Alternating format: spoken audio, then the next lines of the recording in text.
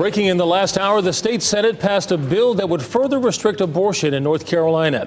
Thank you for joining us. I'm Gerald Owens. And I'm Deborah Morgan. With a few exceptions, the bill makes most abortions illegal after 12 weeks of pregnancy instead of the current 20 weeks.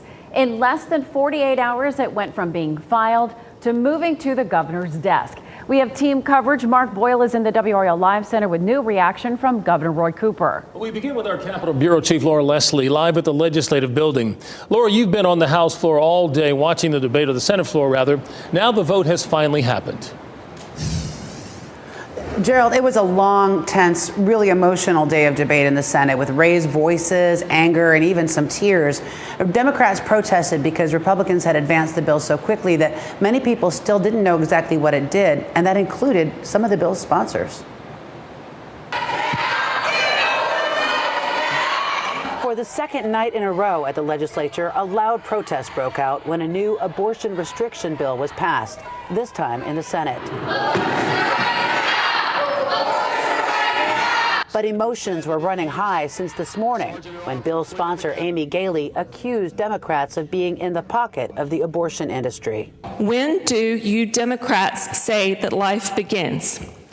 I have read your tweets and I have listened to your anti-life rhetoric. No, abortion in the third trimester is not just between a woman and her doctor. There is a baby involved. The bill bans most abortions after 12 weeks, with exceptions for rape, incest, fatal fetal defects, and the life of the mother. But those are not well defined, and doctors can lose their license for violating the ban. Democrats argued doctors will second-guess care for a pregnant woman in distress. Senator Natalie Murdoch said she's hoping to have a child soon. She tearfully said she may seek care in Virginia, which doesn't have these laws. Love this state. North Carolina native, but I'm absolutely horrified at the prospect of having a child in my home state. The bill would also make it harder to get an abortion even in the first trimester by requiring multiple in-person appointments and adding new regulations that may force some clinics to close their doors. OBGYN Dr. Jenna Beckham called it disheartening. Most of these restrictions that they have put into the bill are not at all evidence-based. There's no data to support them, and several of them are actually pretty well refuted in medical evidence. So it's put under the guise, I think, of being protective of patients, but it's actually just creating barriers.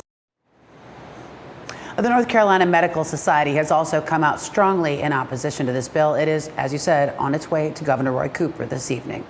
Laura Leslie live on Jones Street. Thank you, Laura. Governor Roy Cooper posting a minute-and-a-half video to social media within the past 20 minutes. Here's what he had to say as that bill now is headed to his desk. He says he will veto it right away. The fine print requirements and restrictions will shut down clinics and make abortion completely unavailable to many women at any time, causing desperation and death. The fine print effectively bans medication abortion at 10 weeks. Keep in mind, if all the Republicans here stick together, they have the supermajority and can push this forward even with the governor's veto.